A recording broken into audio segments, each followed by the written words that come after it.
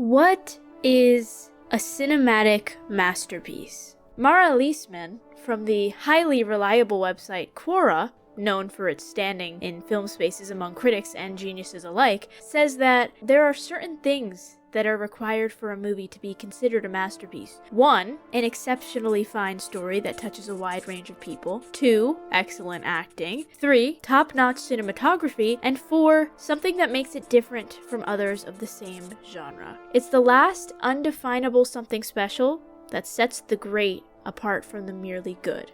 Mara Leisman could not be more right, and the way to prove that Mara is right is by using the single most magnificent piece of cinema in the entire world, of decades and decades of filmmaking. Diary of a Wimpy Kid. Are they talking about me? Diary of a Wimpy Kid is a classic children's series written by Jeff Kinney that follows the character Greg Heffley on his trek through the horrors of middle school. And in 2010, the first film adaptations for the series hit the big screen and changed the world. And in this video, I'm gonna prove that the entire series is a masterpiece. Before I do that, hi, I'm Rin.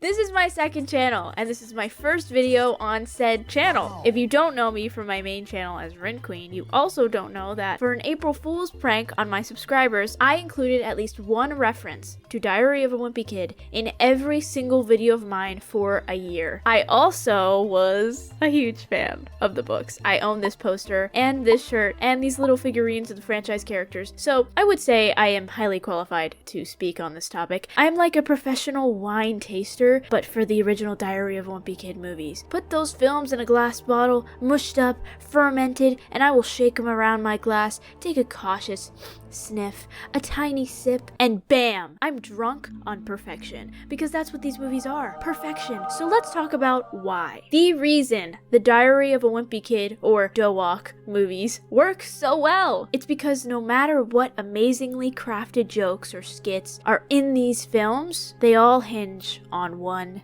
thing. Love. Oh, brother! Greg Heffley, the protagonist, not always hero, of these films, must learn to love and adjust his love. And, as often established by the internet, learn to be less of a sociopath within them. He's learning to love as a good friend, learning to love as a good brother, learning to love as a good son. By the end of each of these films, Greg is nowhere near perfect, but he's also still a kid, and also still battling the fact that he's practically written to be a villain. So really, he's doing quite a lot in these movies, especially considering Jeff Kinney has, at this point in time, written nearly 20 books about Greg, and he's still the same character, while also somehow going through lots of growth and experiences. I mean, he is stuck in an eternity of middle school. If you were stuck in that, you'd probably be a sociopath too. But let's go through each movie and explain the growth of this character, and why each of them works so well. This is a journal, not a diary. The first movie in the franchise is absolutely iconic. I remember seeing this when I was a wee little baby, and I had a cold, but I still went to see the movie anyway because I was obsessed with the books. I didn't care if I could spread my cold to the other people in the theater, and in retrospect, maybe that's why I liked it so much. Maybe I identified with Greg's internet-diagnosed sociopathic tendencies. Yeah, that was very Greg of me. Anyway, the movie follows Greg Heffley, a young kid who's just about to start his first year in middle school. We all remember middle school. Most media uses high school as the pinpoint for adolescent torture, but if you ask me, middle school is where it's at. Not only was I personally the most annoying or peak annoying in middle school, so was everyone else. Which is why Greg Heffley seems like a mediocre threat compared to the people I interacted with in middle school. Middle school is a different kind of pain, a different kind of terror. Why do you think there's a whole show dedicated to a guide to middle school? That shit is no joke. So yes, the movie begins with Greg prepping to start middle school for the first time. But, more importantly, the movie starts with a beautiful, cinematic, amazing introduction. Greg.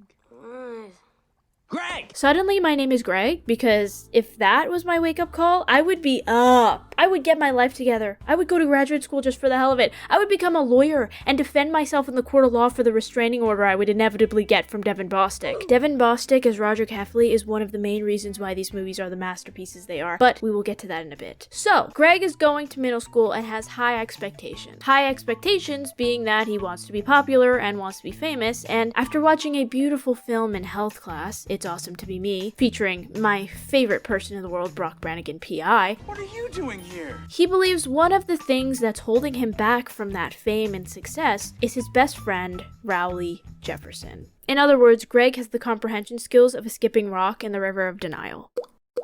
And Rowley Jefferson is quite literally the Samwise of the Diary of a Wimpy Kid trilogy. He's the real hero and sweetie pie that you just want to give the world to. But just like all great heroes and hero companions, he must suffer first. The whole first movie is basically Greg Heffley making his friend's life worse. He tries to change Rowley, change his clothes, his way of speaking, his bike. Joshy says to respect your parents and follow your dreams. And Joshy must get beaten up a lot. And Greg literally sabotages Rowley's place on the safety patrol team. Greg Heffley lies about shoving kids in a hole and takes advantage of Rowley's sweet, kind-hearted nature just so he can remain on the patrol team and get Rowley kicked off. And then, when the truth comes out and using Rowley backfires, we get one of the most emotional, heart-wrenching, well-acted scenes of cinematic history. Don't call me. Don't come by my house. We're done.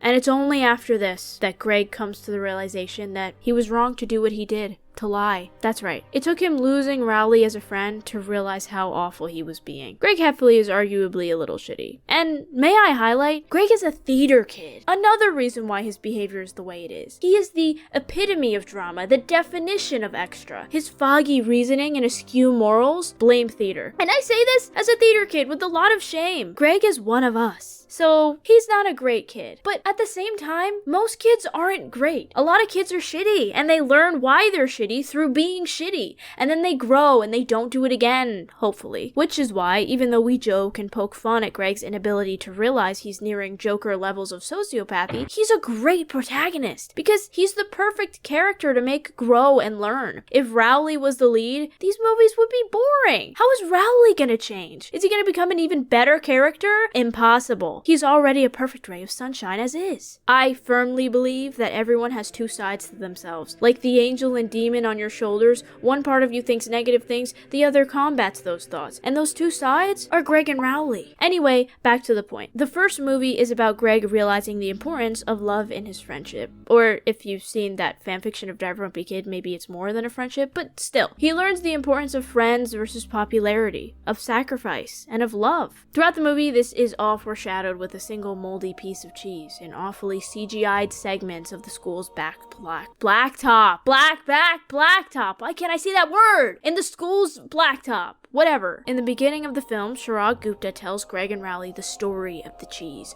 A myth of an expired piece of dairy. The cheese takes on a character of its own in the film. Touching this cheese gives you the cheese touch, and the cheese touch is social suicide, something that is clearly established that Greg does not want, and something that was even used in real middle school settings. Jeff Kinney is a dangerous man, I tell you. He changed the middle school experience for the rest of all time. So no, Greg doesn't want social suicide by cheese touch. But when a group of teenagers who taunted the boys on Halloween arrives to the school, Rowley is forced by them to not only pick up the cheese, but Eat it.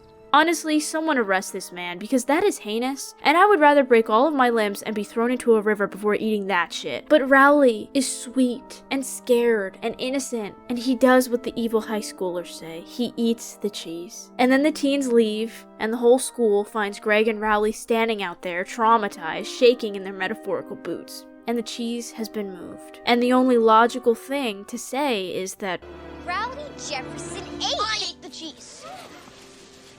there it is. Boom! The sacrifice. The true love shines, and Greg redeems himself. Greg, Mr. That broken arm was the best thing that ever happened to you. Greg, Zooey Mama doesn't make sense. Redeemed? A masterpiece in character development and storytelling, I tell you. Hence why the first movie is amazingly crafted and written and acted. The movie is also just really funny. The writing is so good because it doesn't treat kids like they're just dumb or like they're just being plopped in a theater to cry and kill 2 hours. These movies identify with kids and the struggle of being a kid, and they aren't afraid to take some risks. I mean, the cultural shift I had when I was 10 and Rodrick said crappy in a kid's movie, I thought worlds collided and the planet shifted. It changed something in me. It changed something in all of us. And so many of the lines are ingrained in my head, and it's all because of the performances of the characters. Some of my favorite moments. I didn't know Rodrick was into motorcycles. How'd the trees get there? And then they planted trees. I'm sorry, women. As you can tell from these clips, many of my favorite moments were from Rodrick Heffley, which leads to the next movie of the trilogy. Rodrick Rules, the second film of the trilogy, arguably the best. Just like many other critically acclaimed franchises, the second one shines above the rest. The others are still great masterpieces, but Rodrick Rules goes above and beyond to the point of absolute perfection. And why is that? The wickedly talented, one and only Devin Bostick. I am not biased at all in this. In fact, I am the least biased person I know. At 11 years old, did I scrounge the internet and obsessively search for Devin Bostick's other works, including his music video to Katy Perry's Firework? Yeah, maybe so. But that means nothing in the grand scheme of things. I'm kidding, it means everything. Like the first film, Rodrick Rules has many skit-like moments and gags, but this time the story feels even more centered than the last. It's the start of 7th grade for Greg Heffley and his 3 little sprigs of hair atop his head, and the start of his crush on the famous Holly Hills. But this movie is not about the love of Holly, no. It's about the lovely bond of siblings and brothers and the friendship and relationship they share that is unlike any other relationship a person will ever have in their lives. Oh, brother! The movie is so good because, of course, there are remnants of Greg that are not great. Rowley's friendship and what Greg learned from that healed him a lot, and they start off the movie closer than ever. But Greg is 90% evil and is now only down to like 87.5% evil. He's still a bit of a dick to Rowley and still wants to be adopted by millionaires and wants to be famous in school and out, but what better to combat Greg's inherent evil than an equally, if not more evil, brother? In the opening sequence of the movie, Rodrick sabotages Greg's first chance at impressing Holly Hills, pulling an all-out war with metal rollerbladers.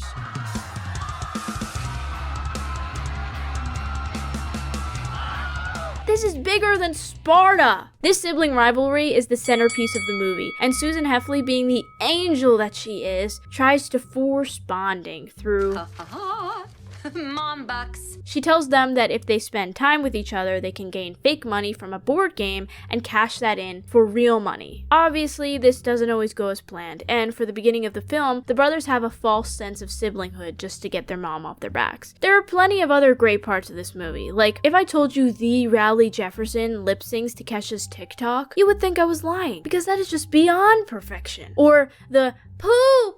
He pooped his pants scene, where Greg physically attacks Rodrick in church, the house of God, or the Foot feature film. You can't even give an Academy Award to something like that because it is so phenomenal. Anyway, the kings of gaslighting and manipulating are forced to stay home from a trip to the water park to bond. But instead, Rodrick decides to throw a party against his dad's rules. One thing leads to another, and the siblings endure the shared trauma of having to clean up in record timing before their parents get home, and change the bathroom door that was vandalized during the party. Only the door they switched it with, The door doesn't have a lock on it. The other door had a lock on it, and this doesn't. We're dead, and if they find out that so not only are the brothers bonded by cleaning trauma, but they're bonded by a shared lie. The BDL, if you will. This movie gets siblings right, and you can't say that about a lot of movies. Side eye. The love-hate between brothers was there in the first movie, but it's heightened in this one. And they finally get the growth they deserve and learn to love each other in their own sibling-wrecked way. After they have huge bonding moments, like Rodrick helping Greg with homework, girl troubles, and Rodrick sharing his rules that even I live by to this day. The two go out on the town, faking vomit on cars and running from a low-key terrifying gym teacher. Well, you just messed with the wrong athlete! But once again, all of this goodness cannot last, and this movie hinders on a lie made by Greg. His pants must be on fire because he is one hell of a liar.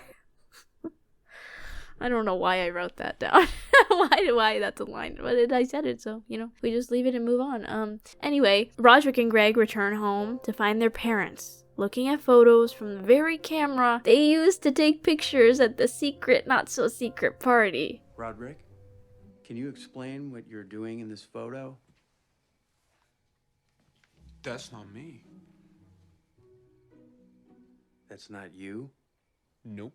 This is the Act 3 breakup. Again, similar to the previous film when Greg and Rowley stop being friends, Greg realizes what he lost through a lie. See, after the brothers collectively lie about the bathroom door switcheroo, Greg's mom finds out. Rodrick, following his own set of rules, Deny, deny, deny. or now known as Gaslight Gatekeep Girl Boss, makes it through his mom's interrogations. But Greg folds like Flat Stanley going on a trip inside a suitcase to try to get past airport security. But after he does fold, Greg asks his mom to lie for him because he and his brother are getting along so well. And she does. But when this all crumbles, when Rodrick finds out that Greg actually told their mom about the DORE and lied about it, Rodrick is astronomically upset. And so is Greg.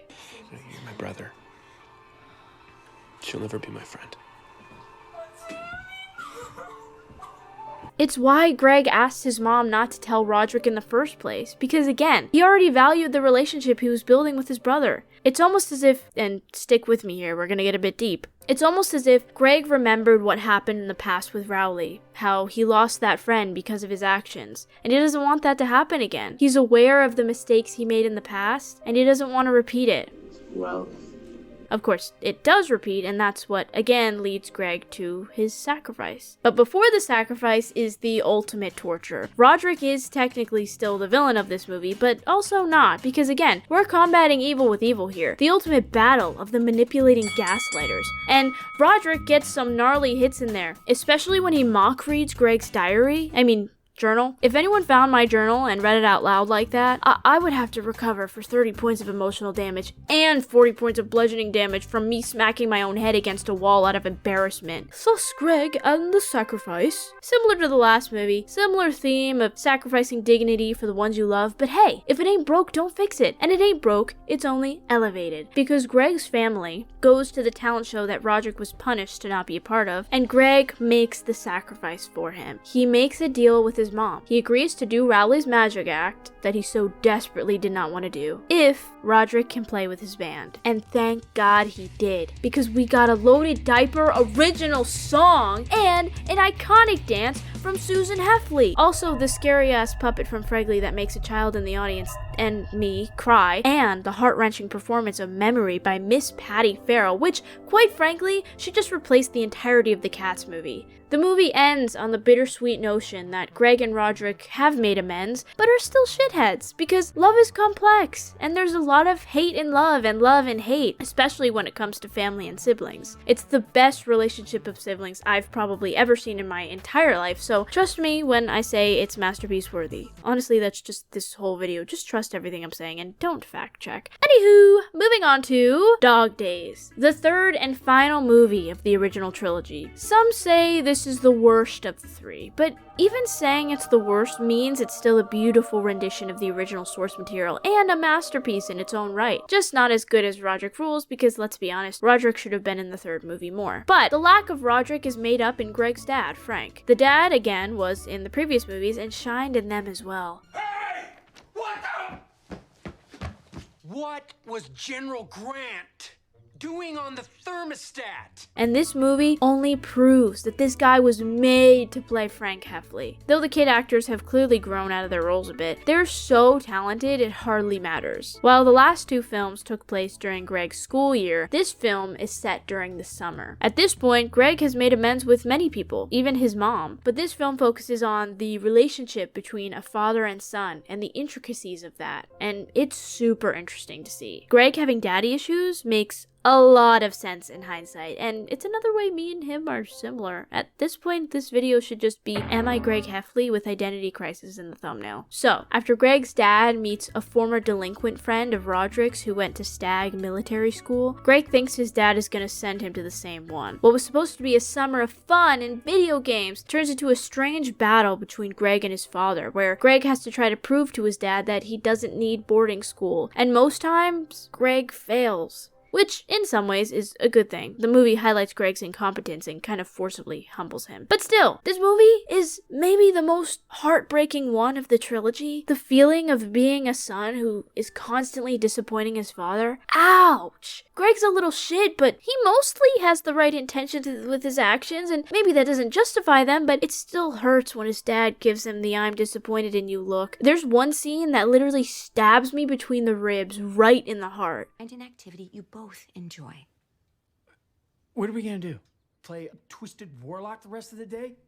I hate to say it, but we have absolutely nothing in common. The just above whispers that Greg and Rodrick can clearly hear. Oh, I've been transported to my youth and I don't like it. Anyway, what else is new? Greg lies a lot in this movie, mainly about having a job at the country club Rowley invited him to. He abuses Rowley's country club membership like we all abuse each other's streaming logins. It's duality. The way of the world never changes, only adapts. And Greg regresses a bit to his old self, I'll be honest. That 87.5% evil from the end of the first movie, yeah, well, we'll say it's an even 86% in this one. Honestly, with every movie, it's really hard to try to be on the Greg Heffley defense club. Like, he's just a kid, but he made his baby brother afraid to use the toilet. But he's just a kid. He legitimately broke his best friend's arm and didn't feel bad. But he's just a kid. He bullied a kid who already had trouble fitting in by making everyone get in on the joke that he is invisible and never came back from his trip. I don't want to sound like a snob.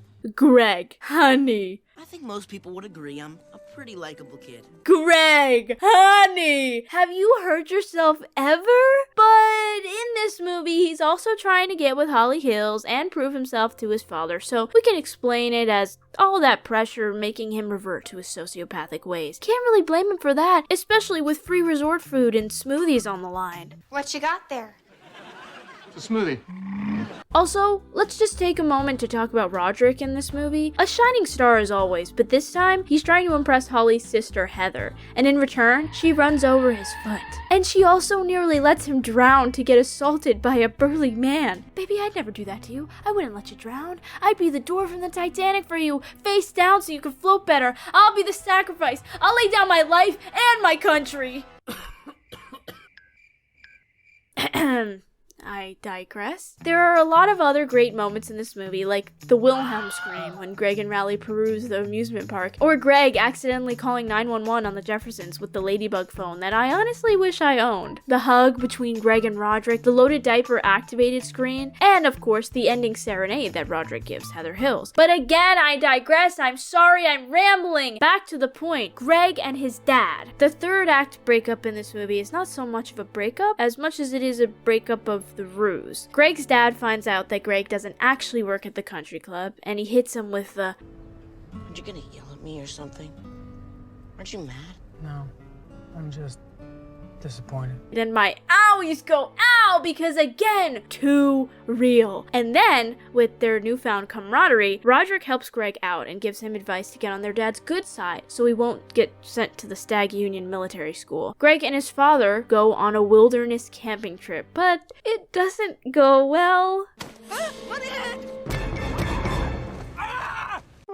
Greg's sacrifice in this movie isn't as literal as it was in the previous two. Greg doesn't take on the cheese touch or wear a really tight leotard. Instead, he sacrifices his pride. See, this whole movie, Greg makes mistakes. Lying to his dad about playing outside and not playing video games. Lying about having a job. Calling the cops on his best friend's family. And then he tries to use his gaslighting powers for good. To set up a trap for the rival campers who insulted his dad. And when he gets caught in a dirty situation of his own making again, he admits to doing it. He admits to not being perfect, to making a mistake. Now, rewind to the first movies. Greg, full of himself, thinking he's going to be adopted by some rich people after running away, thinking he's going to be rich and famous and that he's 19 of 200 something on the popularity list. No matter how much we throw around the sociopath and Greg is a villain talk, you have to admit, he has changed greatly since the beginning of these films. Now, and since the beginning of the franchise, Greg isn't really in touch with his emotions, and neither is his dad. So this last movie is about Greg coming to terms with himself more, and through that, forcing his dad to learn as well. It's about healing generational trauma. Y'all hear that? It's your therapist knocking on your doors because Diary of a Wimpy Kid Dog Days has made you unpack the trauma that each generation before you laid on your shoulders. You can thank Greg Heffley, you sad, sad souls. And that is why this is such a great film in the franchise, despite maybe not being the best of the three. Greg's sacrifice is more emotional than physical, and it speaks to many kids who are trying to do right by their parents. In the end, Greg and his father end up making amends. They find common ground, and Greg doesn't end up going to military school. And the father-son bonding is heartwarming, especially in the motel room pizza scene. One of the most banger lines I've ever heard. A man who never made a mistake,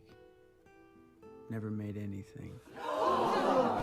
Greg learns that the love of a parent is complicated, that they want the best for you, that even they make mistakes. A valuable lesson from a valuable relationship. Once again, love is the center of the film. You're a really great kid, Greg.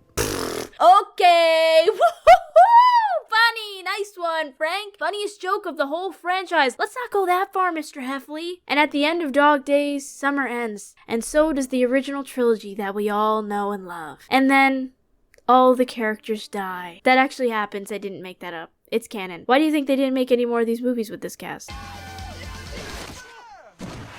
I'm just kidding. They're all alive, I think. But the drama was there for a second, wasn't it? So there you have it. The Diary of a Wimpy Kid trilogy, summed up by the commonality of love. Mara Leisman was right about what makes a movie a masterpiece, and this trilogy is the best example. Each movie has its own strengths, but absolutely no weaknesses. They are shining gold in a world of gray nothingness. They give me hope for the future, and they taught me and everyone else on this dying earth what love truly is. Love is an intense emotion. It's a spectrum and a fine line. Love is lying to your family about a pot roast coated with dog saliva. Love is wearing an ugly unitard on stage in front of the whole school so your brother can perform the show of his dreams. Love is pretending to eat moldy cheese and casting yourself as a social outcast just to be with your best friend again. Love is staying up late to watch a horror movie, throwing a party and helping to clean it up before your parents get home, trapping a rival parent in their own campsite, sneaking your brother into a resort. Love